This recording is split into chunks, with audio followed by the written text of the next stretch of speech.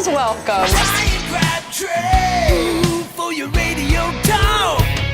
All right, therealestateexperts.com online. If you're thinking of buying a house, you want to research house values, whatever, the realestateexperts.com is the best way to reach out to us. You can reach out to me, anybody on our team. Depending on the segment of the market you're in, we'll get the expert to help you with that process. Make sure you choose someone not because that you feel good about them, but because you know they got their stuff together and they know how to serve you, get the job done.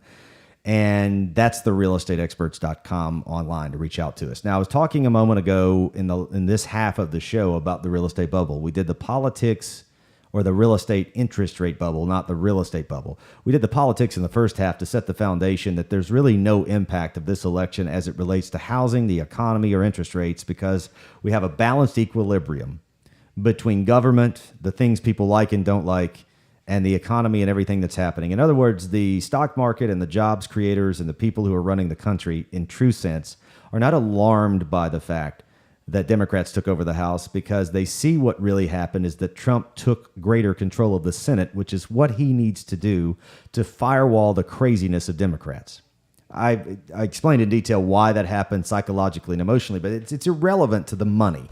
The money says move on. The money says what's the real headwind, and the headwind is interest rates. The Fed could raise them again, or they may not. That doesn't really matter.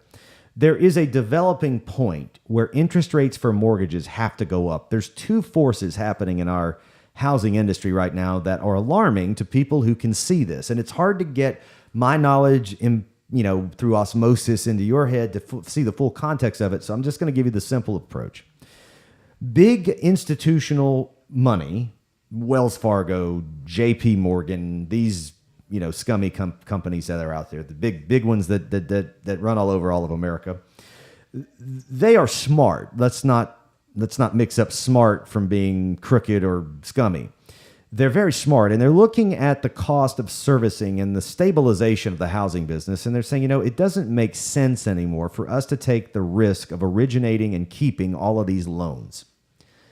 And so their appetite is diminishing for both originating mortgages and even servicing them because they've gotten in so much trouble historically.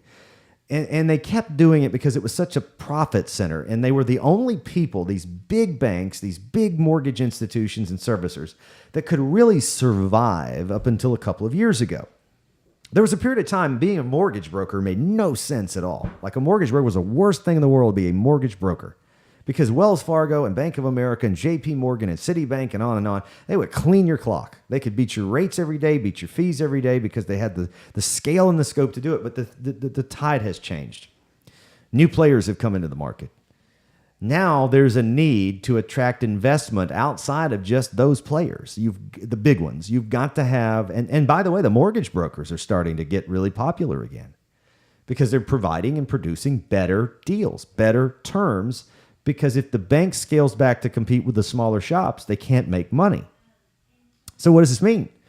This means there's going to be a new player in the wholesale side. These are the people that buy, not the wholesalers, but the people who buy from the wholesalers. These people that buy mortgage bonds and securities are going to have greater incentive to buy them. And how does one do that? But before I answer the question, let me explain what I'm talking about.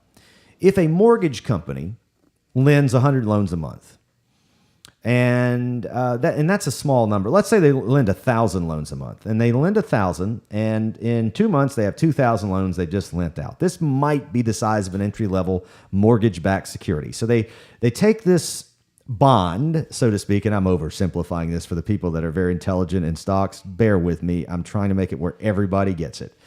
They take this bond and they create a piece of paper that represents 2,000 loans, and then a ratings agency looks at all of the criteria used in all of the collective lending and rates it, usually AAA plus because it's a fraudulent business. But let's just say it's accurate. AAA rated mortgage-backed security of $1.9 billion, right? So what are we going to do with that?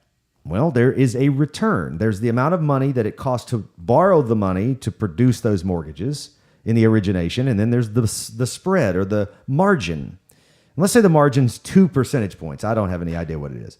So if you take your money and you put it into this, you're going to get 2 extra % over what your cost of your money is. right? So 2% of $1.9 billion without doing live math is a lot of money, right? So you're going to buy this. But let's say that interest rates are rising across the board. Bond rates are going up for municipalities, government bonds, very safe instruments. It's all going up because they're raising the Fed rate, right? That doesn't mean that mortgage rates are immediately going to go up, because there's going to be some time for the market to adjust to this. And then what's going to happen is all of a sudden people are going to say, well, I don't really need to buy these mortgage bonds anymore. They're a little more risky, even though they're AAA. I can buy City of Atlanta bond, government, federal bonds, these bonds, corporate bonds, more bellwether stuff. And because they're paying a lot more, they're very competitive. And so what does the interest rate environment have to do in the mortgage business to suddenly get those people back into the mortgage bonds with a little more risk? It has to charge more and produce more yield or spread. And as that happens, guess who pays that? You do, if you're doing a mortgage. You've got to pay a higher mortgage rate. So it's not that the Fed goes up a quarter and the Fed goes up a quarter and the Fed goes up a quarter. The Fed goes up a quarter and here, it's a point. Come on, Brian. It's not going to make a big difference. Nothing there. Let's say I work for the National Association of Realtors. It's just normalization, right? Bull crap. It's a crisis.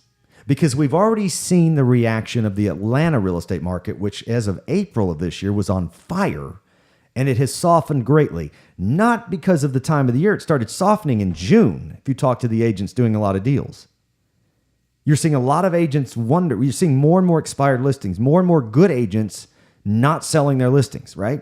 These are the signs that tell you that the market has reacted negatively to a 1-point increase.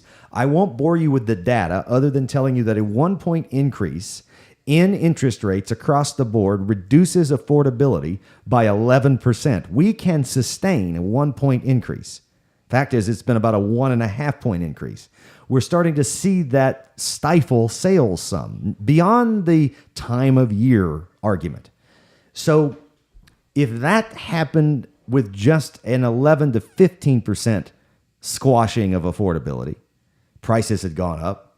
Sales now are starting to. Here's the thing: the realtors don't ever look at, and I'm in the business, but I'm not. I don't consider myself a realtor, right? They don't look at the fact that the list prices of similar homes to what just sold 4 months ago are now lower than the sales prices 4 months ago. So what does that tell you that's going to happen?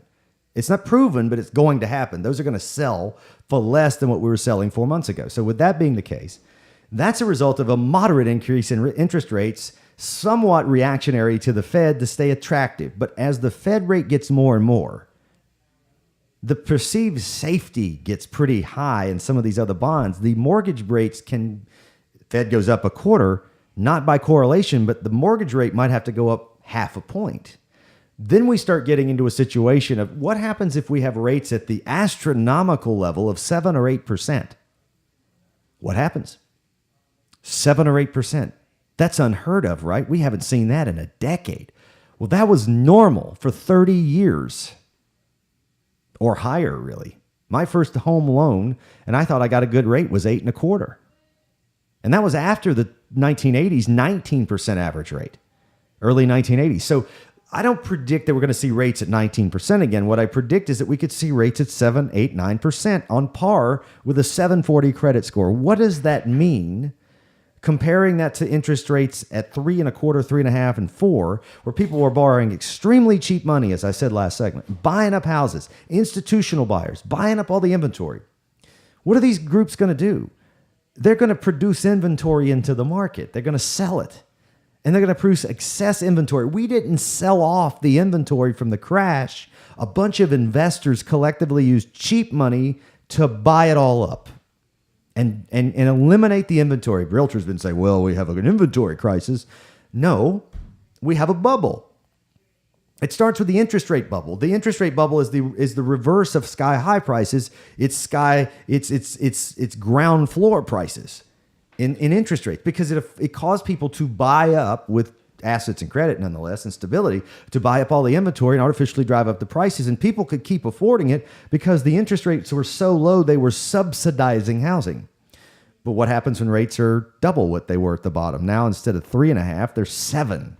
That's going to happen. When, I can't predict. If I could, I'd be a billionaire and I wouldn't be on the radio anymore.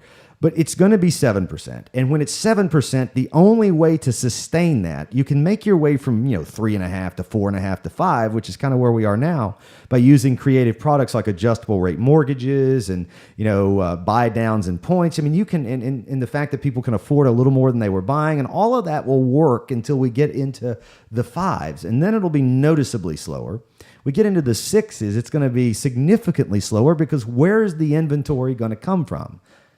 Well, everywhere, because people are going to see it and they're going to be getting out, and that's going to stifle it even more.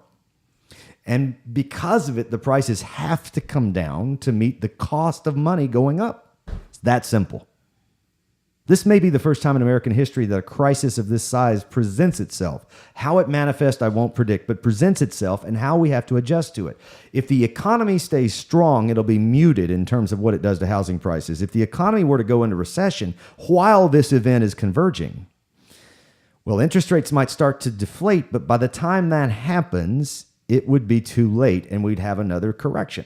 That is why I see a correction in our future in the housing business in Metro Atlanta, looking at the next 3 years as to where prices from their peak this past spring come down as much as 10 to 15%, and likely in the 5 to 10% range. We overshot. That simple, due to artificially low interest rates, institutional money buying cheap money and buying property with it, getting cheap money buying property with it. And none of that is sustainable, and it has to correct itself back to normality, which means if you own a house at the peak from April, you got to lose some money and ride through it over a 5 to 10 year period, in which we'll find prices higher than they are now. It's the cycle. It always happens. If you need help on how all of this affects your specific property, reach out to me, therealestateexperts.com, therealestateexperts.com, and have a great weekend.